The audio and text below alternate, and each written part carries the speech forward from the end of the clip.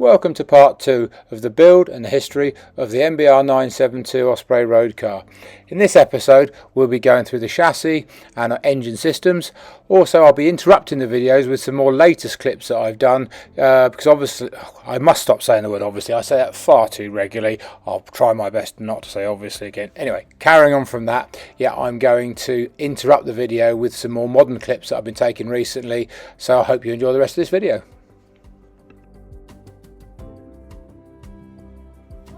Right, now we're going to move on to chassis design and what we've done with our chassis to make it compliant for the road.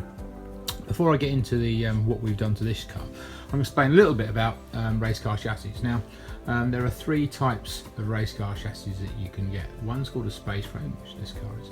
The other one is a honeycomb car, which is right. In these pictures you can see what we went through to make the planks for the car. The planks have lots of little inserts in them. We have to do all this before it's actually bonded at technical resin bonders. There's basically 4 sides and a front and back plus a 4. Once all these components are bonded together, they're all then glued and riveted together to make a big strong chassis.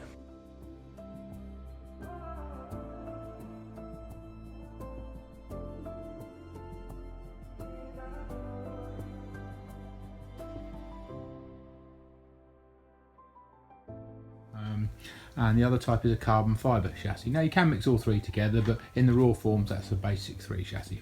Unfortunately it is a bit expensive, so obviously on the road car we decided not to go that route.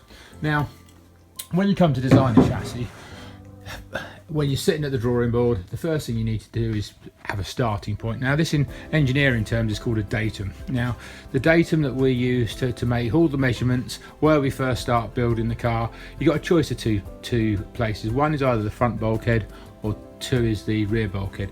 Now we always use the rear bulkhead, so from here right down to the bottom and across the car, that's where we start making it from, and that's where every measurement on the car comes from. So that's the datum point. Right, so what did we have to do to this car to change from a race car to a road car? Well, the first thing, and obviously you know me and Adam, slightly on the larger side, so we had to make it a bit wider just so we weren't crushed together. So the first thing we did was actually make a slight mod to the chassis here. If you look down here, you'll see this point here was where the chassis used to be, and now we've widened it by this much, and we've sat in the car, and if you have a look at the pictures I'm going to load up, you can see we actually sit fairly comfortably. 2 other things that you don't normally have in a normal race car is one was a handbrake. So I've had to adapt the car to fit a mechanical handbrake. That's my dummy one in there at the moment, and it's just off a Mini, but I'll get a slightly nicer looking one when I come to build the car. But so I've had to incorporate that. And the other thing, when I first started to design the car, it was going to be for me, and then Adam wanted to drive it, and then quite understandably Michelle and Karen wanted to drive it. That then led me with a problem with seats, because obviously a race car seat's just normally a lump of foam. You chuck the driver in that and that's the seat, whereas now I needed proper seats. So we bought some bare seats, and again with a honeycomb car, or even this space frame car when we first built it, it was designed with nothing on the bottom to hold seats. So you can see here this framework that I've had to put in just so we can put the seats in. Again, not too tricky, but just pretty time consuming. The other major difference between this car, if you look at the earlier pictures and now, is we've done away with the front roll hoop, so we can have a decent dash in the car. There was no need to have it on this car because it is a road car, not a race car. We didn't need it for any extra stiffness, and we didn't have any sort of front roll hoop regulations to make. We're still keeping the rear roll hoop. You might wonder where that is at the moment, because obviously it's not on the car. That's the way having a cover done. That's beyond my fiberglassing and carbon skills, so that's been done in the village locally. Right, what else can I show? Yeah, obviously this was made as a corporate car to start with. If you look right down in the bottom down there, you'll see those holes. That was under instructions from the race school. What they did on the first car, they didn't have any method of the instructor either stopping the car or getting the car off the line, because obviously they're not the easiest things to get off the line. So they wanted in this car a clutch pedal and a brake pedal, so we had them mounted on the left hand side. Unfortunately obviously now we've got no reason for it. Right, in here, that's my pedal box. Again, made and designed all the pedals. Fairly obvious what they are really. So that's that side of it, and I think that leads me to the end of the chassis.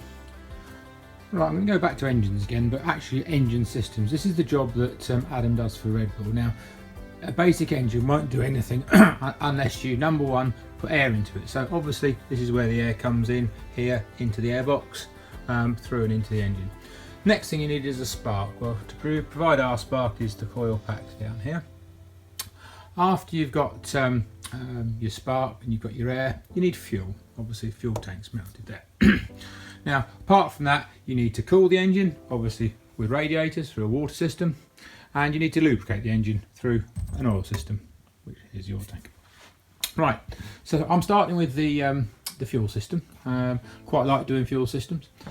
Now, we start off with the fuel tank. Now, in a race car, normally a fuel tank is quite low and quite wedge shaped. It normally follows the contour of the driver's back. Unfortunately, this is where compromise comes in the road car design, because obviously I wanted the seat to go back as far as possible, because obviously Adam and myself being sort of quite tall, we needed the seat to move back as far as possible. So that led me to actually designing a completely new tank, a long thin tank. Not ideal for race car purposes, because obviously the weight starts going up high, but for a road car that was the compromise we had to make. Now normally, and if I had unlimited budget, I wouldn't use an aluminium fuel tank like this. I would use what they call a proper bag tank, but unfortunately one of those for this car with all the bits and pieces in it costs a lot of money, probably somewhere in £2,000 to £2,500, whereas I've made this one for probably the best part of 150 quid out of aluminium. Until I started this tank, I could never weld aluminium, so I spent one weekend, 12 hours a day, learning to weld aluminium and making this fuel tank. So quite pleased with it. Had to have a few goes at making sure it didn't leak. Had a couple of little weeps out of it, but yeah, it's been pressure tested now, all fine, and it holds 72 litres. Right, the top obviously, this far side's obviously the filler, and this one here is a fuel level indicator, so I know how much fuel's in the tank. Right, so where does the fuel go after it comes out of the tank? Right down the bottom we have the first of our pumps, which you can just about see there. Now fuel pumps are designed to either blow or suck. You very seldom find a fuel pump that can blow and suck. You just try blowing and sucking at the same time, almost impossible. So the pump I've got down the bottom is what we call a lift pump. I'm going to run you quickly around the fuel system now and then go into details on how it works. So it comes out of the lift pump up into here. This is the header tank. From the header tank, that feeds the other, see that line going down there? That feeds the high pressure pump, which is mounted here. That then fires the fuel via a line up into here. That then goes round, all the way around the engine, through where the injectors are, right round this side and out the other side, so it visits all 8 injectors. Then it comes back down to here, which is your pressure regulator, back to your collector pot, and then back to the fuel tank. So that's the route. I'll explain a bit more in depth now what each does. So obviously down the bottom here we've got the lift pump. So that doesn't run at very high pressure. It runs at about 5 to 7 psi, and we'll pick the fuel up and it puts it into this collector pot. Now, why do you think we have to have a collector pot? Well, what it is for 2 reasons. Number one, if you put your foot on the fuel, you never want a lack of fuel. So this is always kept fully topped up all the time. Even when the tank's running really low, the fuel coming back from the engine tops this up, which I'll get to in a minute. So basically, this has always got a head of fuel in it, which gravity feeds the main high lift pump, because that hasn't got much suck on it, but it has got plenty of blow. So we've got a little filter here before it goes into the high pressure pump. So boom, comes out of the high pressure pump, and it comes out all the way through the system and back to here, which is the fuel pressure regulator. Now this I can adjust, see a little screw on there.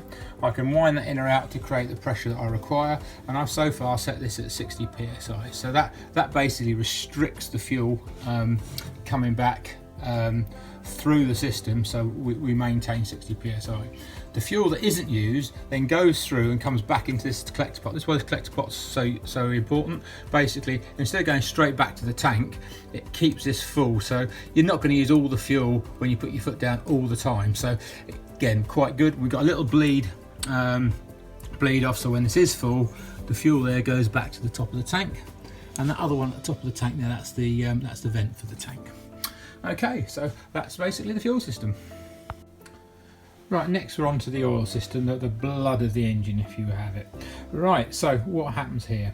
Right, to start with, obviously, as I mentioned earlier, we've got the sump in the bottom. Now, this is a dry sump. Now, a lot of road cars do use wet sump engines. They don't have to have oil pumps, etc., etc., and use a splash system to feed the engine with the crank area, have an internal pump to swill the oil around the engine. The problem I'd have had if I'd have used a wet sump, what would have happened is it's obviously a lot deeper on the sump, so it would raise the engine up probably somewhere in sort of this sort of height, and that would then in turn raise the back of the car up, raise the distance between the wheels up higher, have drive shafts at silly angles. So it really wasn't a practical solution to have this as a wet sump. Plus, obviously, the lower the engine is in the car, the better the handling is as well. Right, hi, I'm breaking into the video just to show you a sump, sorry, a wet sump, should I say. The wet sump here, this is off one of our Ford V6 Scorpio Cosworth engines. It's obviously not being used anymore. It's quite a nice sump actually. It's an aluminium sump. You don't tend to get them too much on production cars. They're normally made of steel, tin.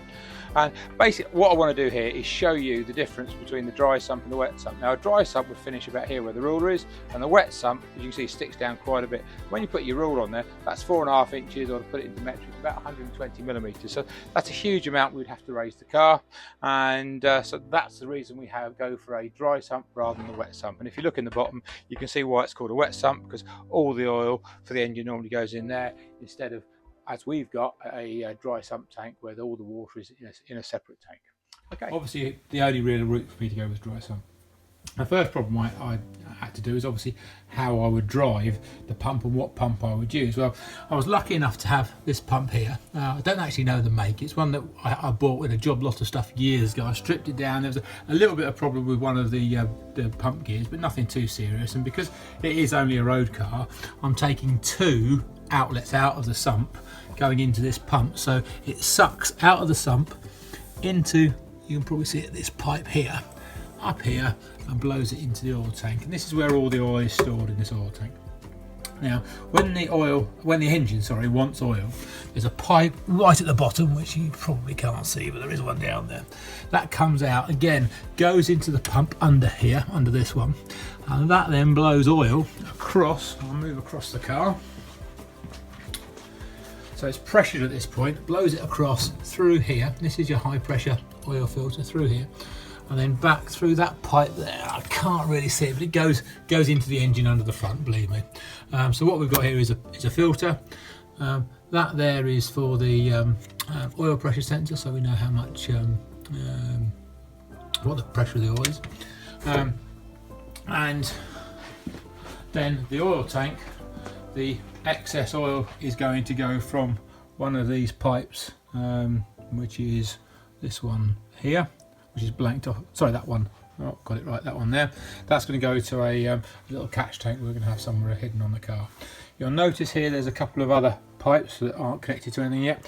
This is for the breather for the engine. Obviously, as the air expands, and the air expands on the engine, it's got to go somewhere, and the expanding air that comes out, it's normally got a bit of a mist of oil with it, so that's going to come into that point. And I've got another one there off the other rocker cover, you can see just over here, and that's going to be going into that. So the engine breathes into the oil tank, and then the oil tank breathes into its own little catch tank apart from that.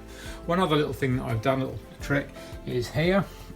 You can see this is part of the V of the engine, and under here is where all the rockers and push rods are. Now obviously it's a pretty oily place under there, and you get some pressure, so to alleviate the pressure of this part of the engine, I put a little breather, and again that breather runs back to here, so the excess oil is fed back into the oil tank. How much oil does it take at the moment? I don't know. What we tend to do is we'll start the car up. I'll put about, probably before I start the car up, I'll probably put about 5 to 6 litres in it. We'll turn the engine over before we start it to get oil around the system, and once the engine's running, we'll see what the level's like, and I'll probably make sure it's running about half the height of the oil tank. And that's basic. Oh no, I missed one thing. How does it drive? Sorry, I missed that bit altogether. You see at the front, right down here, you'll see. Get my hand in there in a second. You'll see just here. Whoops. Bad filming.